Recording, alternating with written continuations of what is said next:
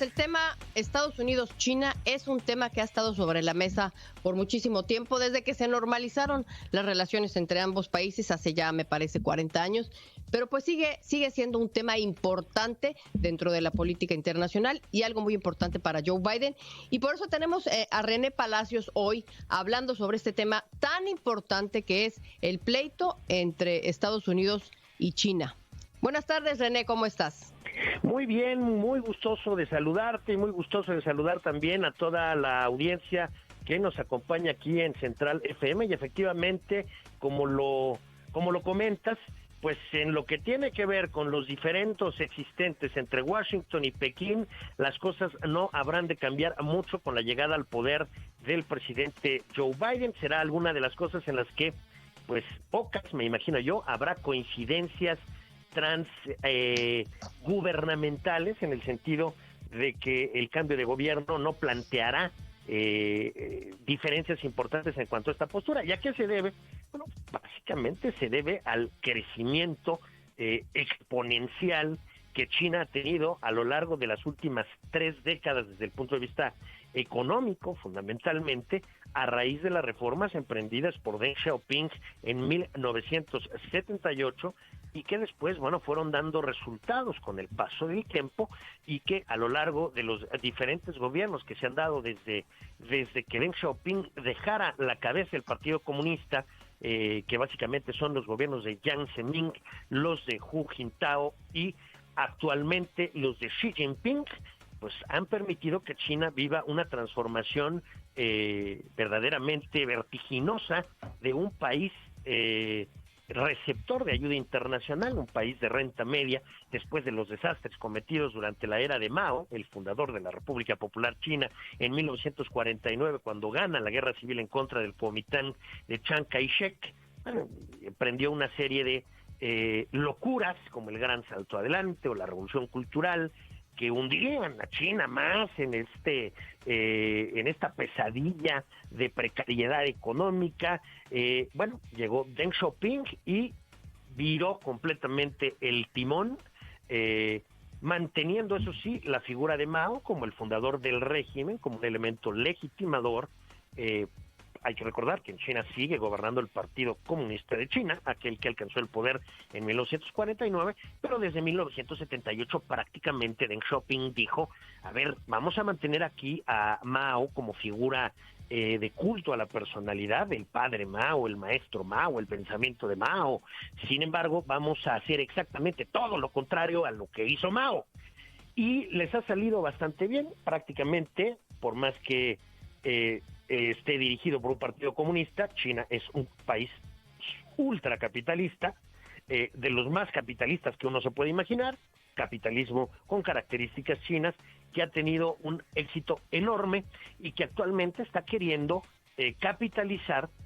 a través del proyecto denominado la Nueva Ruta de la Seda, mediante el que el gobierno de Xi Jinping está promoviendo inversiones, sobre todo en infraestructura, en prácticamente todos los rincones del planeta. Ahí, en donde sea posible, ahí van las empresas chinas, que la mayoría son estatales, pero también empresas privadas, a invertir directamente en proyectos de infraestructura. La presencia china en África es creciente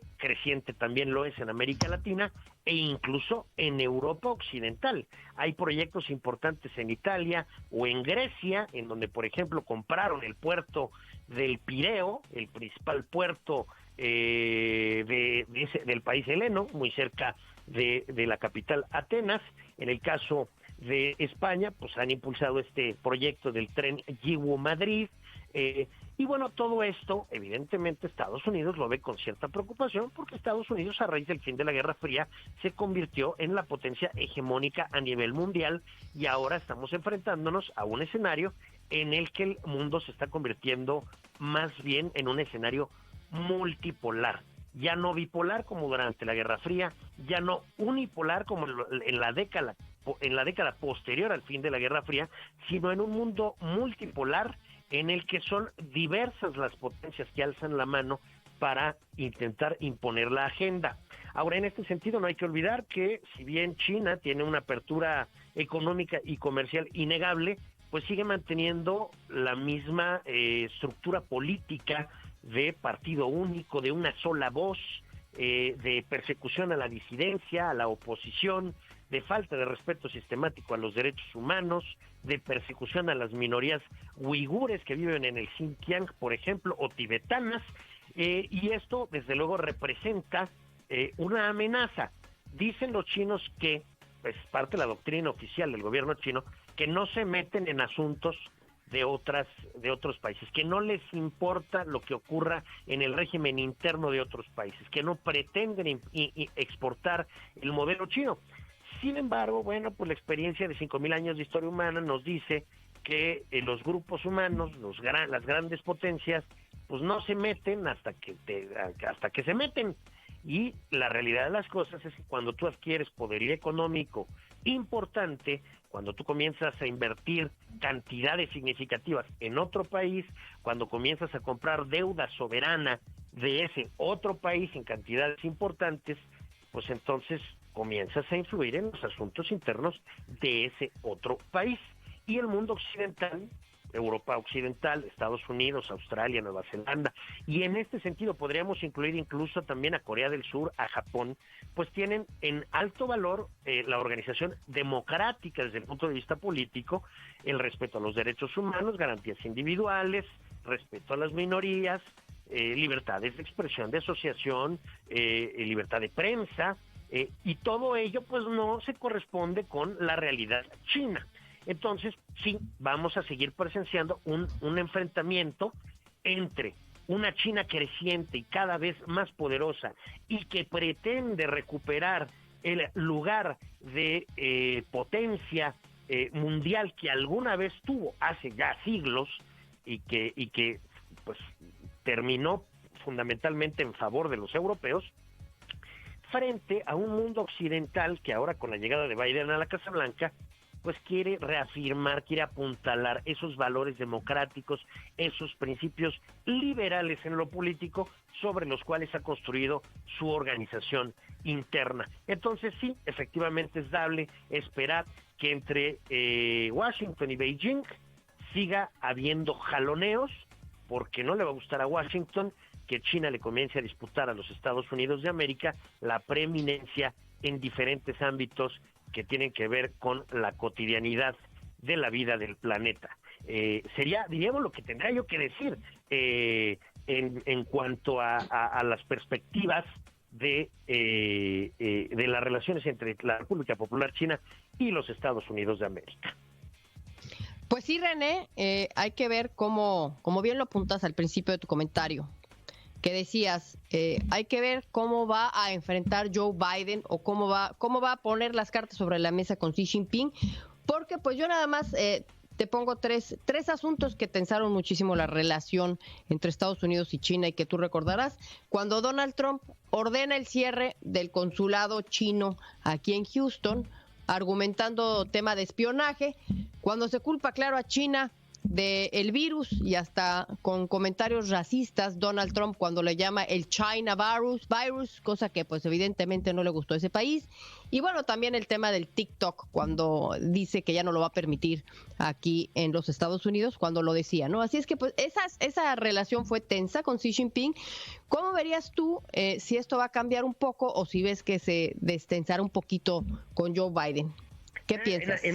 En algunos aspectos sí habrá alguna distensión, porque hay que recordar que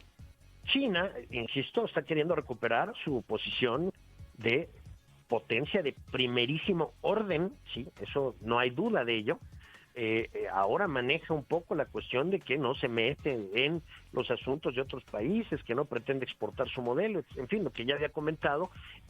Sin embargo, hay algunas culpas que se le atribuyen al gobierno chino que no le corresponden. El problema de espionaje en Estados Unidos no ha sido el de China, ha sido el de Rusia. Para empezar, Rusia efectivamente intervino en las elecciones presidenciales del 2016 para favorecer al candidato republicano, que en ese momento era Donald Trump. A esta conclusión llegaron todas las agencias de inteligencia de la Unión Americana, y se le presentaron al presidente Donald Trump. Lo que ocurrió es que evidentemente Donald Trump no podía esgrimir el argumento de, pues sí, fíjense que Rusia me ayudó a ganar la presidencia. Si no hubiera intervenido Rusia, probablemente hubiera ganado Hillary Clinton, porque hay que recordar que si vemos los estados columpio que terminó ganando Donald Trump a Hillary Clinton y con ello se impuso a la candidata demócrata en el colegio electoral, pues la diferencia entre un candidato y el otro apenas ascendió, si los juntamos, a poco menos de 70,000 votos. Entonces es dable pensar que toda esta campaña de desinformación, fundamentalmente basada en redes sociales, emprendida de manera deliberada por el gobierno de Rusia, de Vladimir Putin, y que terminó favoreciendo a Donald Trump, pues en una de esas fue decisiva. Pero ahora está muy difícil que quien resultó beneficiado por esta campaña de manera directa, como es el caso de Donald Trump, pues enfrente a Rusia y le reclame el haber interferido en las elecciones presidenciales, como ciertamente e incuestionablemente lo hizo, porque será tanto como decir, oigan, pues gané a la mala, ¿no? O sea, y esto se vio en la famosa cumbre de Helsinki, en donde se reunió Donald Trump con Vladimir Putin, y incluso hubo un momento en que se reunieron sin lo acompañaban, vaya el secretario de Estado, el Ministerio de Asuntos Exteriores de Rusia, Sergei Lavrov, o sea, nada más ellos dos, y Donald Trump en la conferencia de prensa conjunta dijo, yo le he preguntado al presidente Vladimir Putin si intervino en las elecciones y él me ha dicho que no, y me lo ha dicho de manera muy contundente y yo le creo. Entonces con eso Donald Trump prácticamente estaba diciendo todo lo que han dicho los aparatos de inteligencia de Estados Unidos, que son aparatos además muy robustos, muy numerosos y muy poderosos, pues eso, lo que digan, mira, medio les creo, pero francamente no importa lo que digan, porque yo más bien le creo a lo que me está diciendo este señor Vladimir Putin, en el sentido de que no intervino en las elecciones. El problema del espionaje, insisto, no es con China, es con Rusia, pero Trump no podía aceptarlo, porque de esa intervención quien se vio beneficiado fue Donald Trump. Ahora, el asunto de llamar al coronavirus el virus chino es un manejo totalmente populista que quiere atribuir a los chinos la culpa por el surgimiento del coronavirus, echando un poco también leña al fuego en lo que tiene que ver con teorías de la conspiración, en las que se maneja que el virus surgió de manera deliberada y que todo esto que estamos viviendo, la pandemia actual, pues es parte de un plan maquiavélico de Beijing para salir fortalecida China después de toda esta pesadilla, lo cual me parece pues bastante exagerado. El virus chino, lo decías Adriana, Donald Trump decía del Chinese virus, bueno, pues esto tiene que ver, insisto, con un esfuerzo populista y yo diría irresponsable para atribuirle a un gobierno o a un pueblo pues las causas de una tragedia mundial. Entonces, sí, bueno, de entrada, desde el punto de vista sanitario, pues yo creo que ya no vamos a escuchar más expresiones como la del virus chino, porque no hay elementos sólidos que respalden que haya habido una confabulación china para llenar al mundo de un virus que está resultando letal. Entonces eso sí, creo que cambiará. Desde luego también cambiará el hecho de estar insistiendo en que China es un agente extranjero que ejerce un espionaje sistemático y una intervención en la política estadounidense doméstica, cuando en realidad pues hay otros agentes extranjeros que sí intervienen y de lo que se cuenta con pruebas contundentes. Entonces, en esos detalles sí que va a continuar, sí que van a cambiar las cosas, pero en el asunto de la competencia, por la preeminencia global que pasa sobre todo por cuestiones económicas y comerciales, pues el jaloneo entre Washington y Beijing me parece, Adriana, que va a continuar. Pues muy bien, René. Qué tema, ¿no? La relación Estados Unidos-China. Vamos a estar contigo hablando de este tema seguramente por muchos meses más. Por lo pronto, pues agradezco tu participación este viernes, René. Muy interesante todo lo que pones sobre la mesa. Te lo agradezco a ti, te mando un abrazo afectuoso y desde luego también un feliz fin de semana para toda nuestra audiencia. Igual para ti, René. Y pues sí, muchas gracias por tu participación. Sí, vamos a estar viendo a un Joe Biden que sí le pone estos temas sobre la mesa a Vladimir Putin. Ya lo hizo esta semana cuando le toca justamente ese tema en su llamada telefónica, lo que fue la intervención de Rusia en las elecciones de los Estados Unidos.